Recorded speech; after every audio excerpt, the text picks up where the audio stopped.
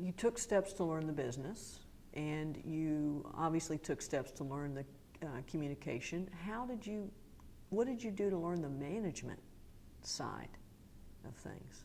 Well, I probably learned with a few bumps along the way, but I had some wonderful mentors in that. This is another fabulous thing about our field. As a very young person, I worked very, very closely with many CEOs and presidents of the companies and business heads. So I got to learn from the real masters. And I have to say, they were very generous with their time and their thinking and their coaching. And I was very curious. I was like a sponge. And I think when one shows up that way, people are really happy to help you. You know, I was always asking questions. Why did you do it this way? How do you think about this? Why would you make that decision? And, you know, sometimes they laughed. I think they just thought it was kind of funny. You know, when I was really young, I always wanted to ask about all these things. But they were really great about it. And so that's where I learned most of it. And I read like a nut. I read everything I can get my hands on still to this day.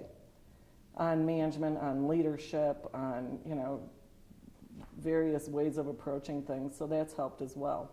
I want to revisit the mentorship piece of it since you've mentioned that. And I guess my question to you is, did you choose your mentors or did your mentors choose you? How did that work? I don't know for sure. I think in some cases it ended up just to be a fortunate set of circumstances in chemistry.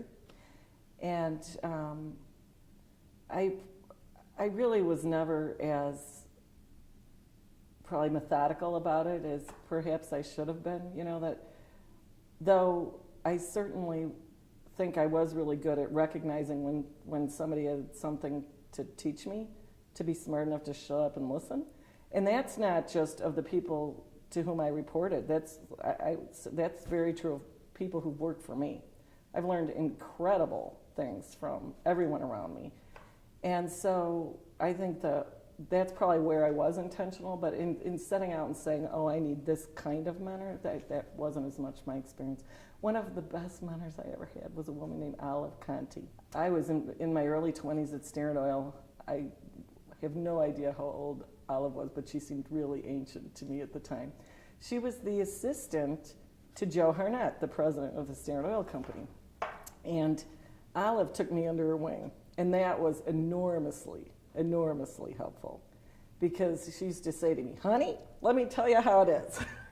Honey, when you talk to this guy, you got to look him right in the eye. You got to tell him what it is. Don't you let him give you any guff, and you just stand tall. Honey, you know, she was always, and I was always like, yes, Olive, you know, okay, Olive. And it really helped, because I learned very early on to really tell it like it is. And that helped a lot as well, because I was one of the people that would always tell Joe exactly what I thought. He'd come seek me out. And then after a while, people in my department would say, you need to tell Joe Harnett. And I'd say, why aren't you telling him? But that was one of the great things I learned at a very early age. And really is, I think, I'm just thinking about this now, it's really thanks to Olive Conti. Well, you mentioned Olive, and obviously a female mentor for you. Mm-hmm. Male, female mentors, does it matter, do you think? No, I don't think it matters in that mentoring can come from anywhere, and different people have different things to offer. You know, there's that old saying, when the student's ready, the teacher will appear. And I think there have been different times that I was ready for one thing versus another. You know, there were many women who were phenomenal mentors to me as I was having young kids. And just trying to figure that out. You know, am I a good mother? Am I unreasonable? Am I, you know, doing the right thing? How do I balance all this?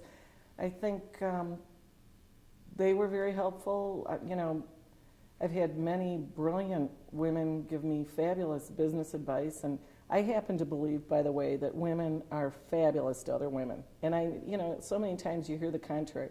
That has never been my experience. My experience has always been that women have been just so generous and wonderful to me. Yeah. What advice would you give to women or men in the industry who want to mentor? In other words, how are you a good mentor? I think a good mentor is like a good coach, and one can't coach unless the other is willing and asks for it. So I think that's the first thing, is that it's really important to remember as a mentor that it's not about you, it's about the person you're helping. So you need to go to where they are. You can't start from where you are. So listening, really understanding what is it they're trying to do, what are they struggling with, what are their dreams.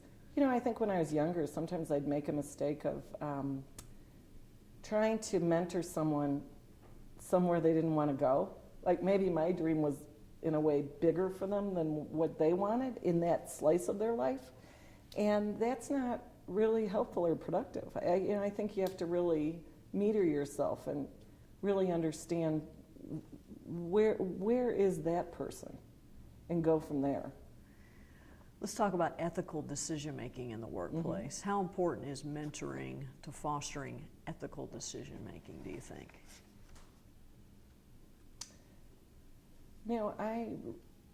I believe most of us get our ethics from our family, and that's where it starts.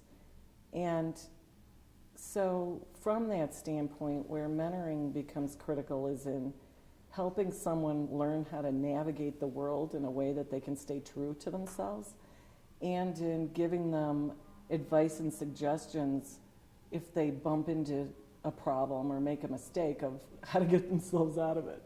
That's what I think the mentoring is. I don't believe we put ethics into somebody. I think we just help get the world out of the way for them so they can be the ethical person they want to be.